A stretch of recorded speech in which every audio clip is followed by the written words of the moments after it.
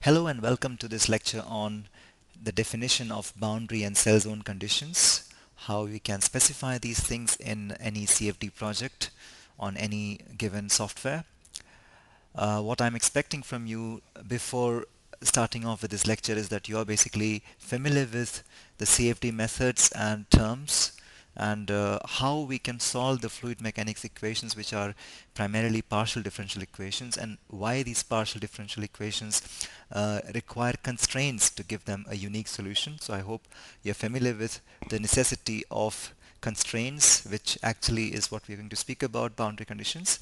And what are these different equations, what all terms they contain. I hope you're familiar with these things. And by the end of this lecture, actually you would finish off with the overall problem model setup of a given CFD problem, and what is left is still to understand how to set up the numerics of a CFD problem. So I hope by the end of this lecture you will be able to assess how to deal with the boundary conditions problem and what are the different accuracy and stability aspects of the inputs that are required for boundary conditions. As far as the overview is concerned, so we'll speak about why do we need boundary and cell zone conditions, and we look at specific boundary types and their inputs and also the cell zone conditions towards the end of the lecture. So let's ask ourselves why we need them. Well, it is the boundary conditions which give a unique solution to a given problem. So we have a domain, a computational domain in which the equations have to be solved, and a unique solution inside the domain is calculated based on how the domain interface with the external environment where equations are not getting solved, what is happening at this interface. So for example, in this case of this pipe, we can see the domain boundaries are these walls, this inlet, maybe there's an outlet on the other end, and this is where the domain is bounded. We don't know what is happening outside, but we know what are the conditions at these domain boundaries. For example, we can say at the wall it's a no-slip wall, so the fluid sticks to the wall surface and moves. So similarly at the inlet, we know what's the velocity with which the fluid is entering in. So this is basically what is uniquely defining the solution inside. So inside the domain, we'll get the velocity values at different points. Even in this curvilinear structure, this curves here with the high curvature, we'll get the velocities at different points. We'll also find the secondary flows, where are the stagnation points, if there is a separation bubble. These kind of questions will be answered, but the solution depends very much on what is happening at the boundaries. And it is the cell zone conditions which define what is the equation to be solved. So in this case it's a fluid domain, then in that case, yes, we know a fluid cell zone condition will have the Navier-Stokes equation being solved inside it, which is the continuity and the three momentum equation, and if required also the energy equation. So this general transport equation will be solved within this domain. So let's look at what are the different kinds of boundary conditions. So we have already at the inlet the velocity defined, also the wall is defined to be a no-slip wall. We have the material defined, let's say it's a conducting fluid, which if provided with an electric field, maybe it generates some kind of heat inside the fluid domain. So let's place a heating field, electric field, because of which heat is getting generated inside the fluid, which is flowing inside these curves here at a rate of something like 1000 watt per meter cube. So this is a cell zone condition. So this acts like a source term in the energy equation of this transport equation. As you can see it, if you replace phi by the necessary sensible enthalpy for the energy equation, then this will be the source term. So in this way, our overall problem is defined. So a problem gets a unique solution because of the boundary and the cell zone conditions. Let's concentrate now first of all on boundary conditions. This is going to form a major part of the lecture. So the steps that are involved in defining the boundary conditions are the following. First of all, we identify and locate where the boundaries are. So once this is done, then we make the computational model of the geometry, and then we discretize it so that CFD solvers can read it, and the CFD solver understands where the cells are, and at the boundaries it requires the conditions. So we define first of all what are the locations. So this pipe has an inlet, it has the walls. I define the boundary type. So I define what kind of boundary is it? Is it an inlet boundary? Is it a wall boundary? Is it a flow or a non-flow boundary? Is it an outlet, pressure outlet, or um, what outflow boundary, or is it a symmetric boundary? So these are the types of boundaries which we'll speak about, and we're going to discuss this exclusively in one of the slides. And the third thing which we require, once the location has been identified and we have also done with the type of the boundary, we will have to give specific inputs in terms of values. So let's say tube inlet is the boundary which has been located, and it has been defined that it's a velocity inlet kind of type. And then when I click on edit, then in that case this what opens up is the panel where I can enter the values for the velocity, also some other parameters based on the physical models which have been included in the problem. But what you can see here is a list of different types of boundaries here. It's not just velocity inlet, it's just one of them, but there are very many different kinds of types, and we'll be discussing this in detail in one of the coming slides. We have to be aware of why we need to accurately define the boundary conditions. As mentioned earlier, basically the boundary conditions bound the solution. So if I don't give an accurate value of the boundary conditions, the solution inside will not be reliable, will not be right enough to compare with experimental values. So let's just have an example of a poorly defined boundary condition. This is the backward step problem, and let's say the inlet to this backward step domain is through a pipe where the flow is already fully developed. Now, to give a uniform velocity would not be a right approach here, because then it will not be able to predict how the flow separation occurs around this backward step. So a fully developed inlet profile would be a more accurate or much better prediction at the boundary, so that the flow inside the domain can be predicted by the CFD solver accurately. So therefore the boundary conditions do have a significant role to play, because through this we can reduce the modeling errors. If you remember the different kinds of errors encountered in CFD, one of them is the modeling error, the second one is the numerical errors. The numerical errors are because of the computers rounding off, or because of the discretization schemes that we use to solve the exact equations. But the first kind of error is at the modeling stage, which involves the user's knowledge, which involves the user's efforts in appropriately predicting the physics and including the physics into the solver, and also the boundary conditions to be defined accurately. So let's try to now look at the different types of boundaries. We're going to first look at the external faces, different types of boundaries for external faces. So let's say we have a computational domain which is bounded by some faces. Let's see what are the different types of boundaries that we can have. Now, because we are primarily dealing with computational fluid dynamics, or you can also call it computational flow dynamics, but because we are primarily dealing with fluid flow, so we can have two types of broad classification of the boundary types. One is the fluid flow boundaries and fluid non-flow boundary. The fluid non-flow boundary, as we are well aware of, these are the wall boundaries which do not allow flow to go out, but there are a few more. We'll have a look at them in the next couple of minutes.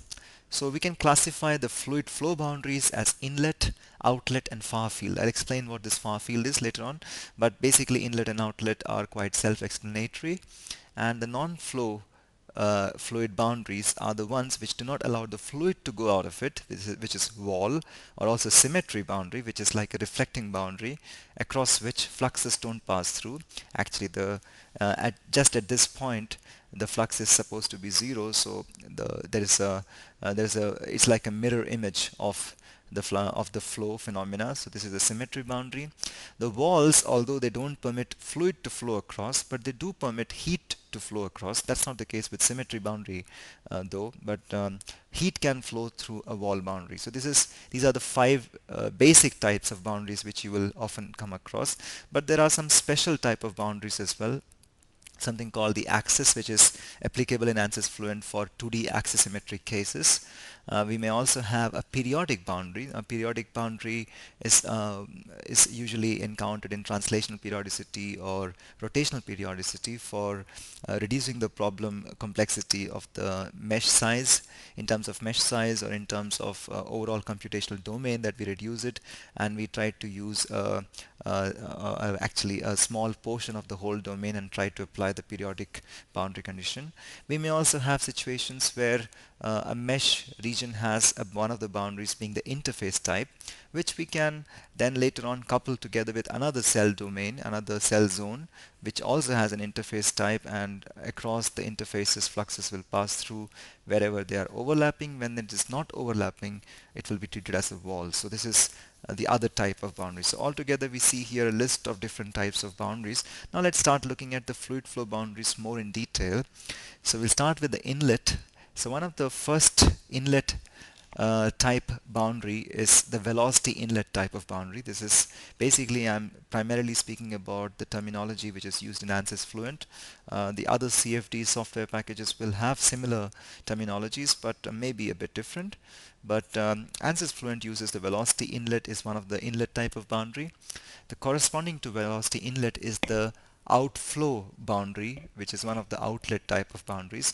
Now, why I'm saying that velocity inlet and outflow, these two are pairs, or somehow they are to be treated together, is because they are primarily meant for incompressible flows, although from the release 13 onwards the velocity inlet boundary is also accepted for the compressible flows, but primarily velocity inlet and outflow boundaries are primarily meant for incompressible flows. The inlet type of boundary can have another type, which is the pressure inlet boundary, or even a variant of the pressure inlet is called the inlet vent. I'll tell you what's the difference between the two. And there's still a fourth one, which is the mass flow inlet. The mass flow inlet, pressure inlet, and inlet vent, they are primarily meant for compressible flow applications. So if there is a compressible flow regime inside the domain, you would use one of the three. Although, as I mentioned, from release 13 onwards, for ANSYS Fluent, velocity inlet can also be used for compressible flow calculations. The appropriate modifications have been made in the code inspired by CFX. Corresponding to these pressure inlet, inlet vent, and mass flow inlet, there is pressure outlet and outlet vent as the corresponding boundaries in the outlet. Basically, these boundary types always exist in pairs. So we have these type of boundaries on the inlet side, then there is an outlet as well from where flow can go out. So these are always in pairs. So the difference between pressure inlet and inlet vent is the following, that there is an additional loss coefficient included in the inlet vent. So let's say flow coming into the domain through let's say a meshed surface, or let's say a grid surface, or a kind of a net surface. So there is some loss occurring, or there is some loss coefficient which also takes into account the loss from the outside pressure, which is the total pressure, into the domain. Similarly, for pressure outlet, you specify the static pressure at the outlet, unlike the total pressure in pressure inlet. So here it's a static pressure outlet, and in the case of outlet vent, it's just a variant of pressure outlet wherein you assume that there is also a loss coefficient associated with the flow going out of the pressure outlet. Some modifications have been made in ANSYS Fluent 13 release. Pressure outlet also includes something called the average pressure at the outlet, or average static pressure. I'll speak more about them in detail when we deal with these specific boundaries separately. And one of the last type of inlet and outflow boundaries, these are some special class of boundaries, are the intake fan and exhaust fan. Most of the time we'll not be using these kind of boundary conditions, but our primary work would be with, let's say, for incompressible flows, usually velocity inlet and outlet outflow, or pressure outlet, or pressure inlet, or mass flow inlet, most of the cases. So basically 1, 2, 3 types of inlet boundaries: velocity inlet, pressure inlet, and mass flow inlet. And outflow or pressure outlet is what will usually be enough to deal with. There is the wall boundary though, which also comes up in the next type of boundary types, which are for internal faces. Let's have a look at the internal faces. So for internal faces, again, we have the fluid flow and fluid non-flow. These internal faces are faces inside a computational domain. So you can have a wall inside, for example, a baffle, across which the flow has to go around. It cannot go through the wall. So we have a wall which does not allow the fluid to pass through, but we can also have fluid being able to pass through such interior domains, like interior faces like a fan or a porous jump or a radiator, or in the one of the simplest cases, even to be treated as an interior phase. So in this interior phase, there is no loss. In pressure jump, radiator or fan, some additional models are also included to account for some additional losses or gain in the pressure. Now that we have an idea about the overall boundary types in ANSYS Fluent, let's have a look at what is the usual procedure. So as I mentioned, they usually come in pairs. So general type of boundary condition pair for external phases is the pressure inlet and pressure outlet boundary. For incompressible flows, we have the velocity inlet and outflow, as I mentioned it. For compressible flows, we usually use the mass flow inlet, or in some cases pressure Farfield, and there is a specific boundary type called pressure outlet combined together with mass flow outlet or target mass flow rate. So this can also be included for compressible flows, especially for compressor applications for centrifugal compressors. Some special type of boundary types are the inlet vent and outlet vent, as I mentioned it, and intake fan and exhaust fan. And of course, there are some other type of external phase boundaries like wall, symmetry, axis, and periodic. There can be also internal faces, so there can be faces through across which flow may pass through or flow may have to go around it. For example, it can be a two-sided wall or radiator, porous jump, or in some simple cases even an interior boundary. Fan is also something which can be included as internal boundary across which there is a rise in the pressure because of fan's blade motion. But it's not a real fan which is being modeled, it's just a surface which has been treated as a fan boundary. So let's now look at, after having an idea about what are the locations and what are the different types of boundaries, let's have a look at what are the general inputs that we have to give for all these different types of boundary conditions. So as I mentioned to you, the inputs very much depend upon what are the models included and what is the type of the boundary. But as far as some general view about these inputs are concerned, we can be aware of it that usually we can give inputs in terms of a constant value. We can give inputs as a profile file, so you can write a profile file, edit it, and we can read in that profile file and assign that profile. Let's say at the inlet, the velocity is coming in through some kind of a profile. We can also read in a user-defined function, a C program. We can have a time varying function for the pressure or the velocity or whatever quantity which we want to specify, so we can read in a user-defined function. And when we want to specify the value besides this constant value, you can just click on this drop down list and you get all that user-defined function or profiles or constant values. And one additional feature is something called the new input parameter. So we can introduce an input parameter through which we can assign values, so we don't have to give values constantly in the Fluent on the Fluent GUI, but we can also operate from the workbench. When Fluent is invoked within the workbench, we can assign something called an input parameter, and then this value is accessible from the ANSYS workbench. And once it is accessible from the ANSYS workbench, we can edit the values on the workbench and update the project. The new simulation results are developed automatically. We can also do a parametric analysis in this way. So there are different ways in which we can give the inputs. The conventional methods for the constant method or the profile or user-defined function, and what we have now further is the input parameters which are accessible from the ANSYS workbench. Let's have a look at the different types of inlet and exit boundaries. So as I mentioned to you, for incompressible flows, we have the velocity inlet, which has now also been included for compressible flows from the release 13, which is not written down here, but basically the unphysical behavior of such velocity inlet has been mitigated in the release 13.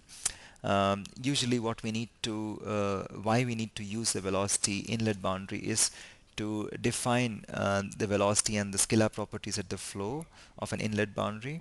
We can also have a pressure inlet boundary in which we define the total pressure. Mind you, it's a total pressure which includes the static and the dynamic head in the case of an incompressible flow, and in the case of a compressible flow it is according to the isentropic relationship that the complete all effects are included in the pressure inlet. It's the total pressure which we are specifying, and the mass flow inlet specify the total mass flow rate. We can specify it in different ways, but primarily pressure inlet and mass flow inlet are the two boundary types which we use for inlet boundary specifications. Now also velocity inlet for compressible flow calculations. And the pressure outlet boundary specifies the static pressure. Now you see the difference between a static pressure at the outlet and total pressure at the inlet. So this is quite advantageous, is that it takes into account if there is any kind of a reverse flow occurring inside the domain. Let's say the pressure at the outlet just in upstream is a bit low, and because of which it can also suck in fluid from outside. So it can take into account the backflow kind of conditions. It can be used for both incompressible and compressible flow. The pressure Farfield boundary condition is also utilized for modeling free stream conditions very far away from, let's say, an airfoil or from an airplane. Very far away, the free stream conditions can be modeled, and usually the inputs required for this are the Mach number, the direction of the flow, and it's primarily meant for external flow aerodynamics. The outflow boundary, which has some limitations, as you can see here, it cannot be applied for certain set of problems. We'll speak about this more in detail later, but basically it is meant for incompressible flows. It's not meant for compressible flows. And outflow boundary condition can only be used together with either velocity inlet or mass flow inlet. It cannot be used with pressure inlet boundary condition. And this is very helpful when we don't know the pressure inside the domain, but we only know either the flow rate or let's say the mass flow rate or fluid flow rate, volumetric flow rate, or velocity inlet. Then in that case we can use the outflow boundary condition for incompressible flows without much difficulties, and by assigning the appropriate reference pressure locations we can calculate the pressure for such a problem.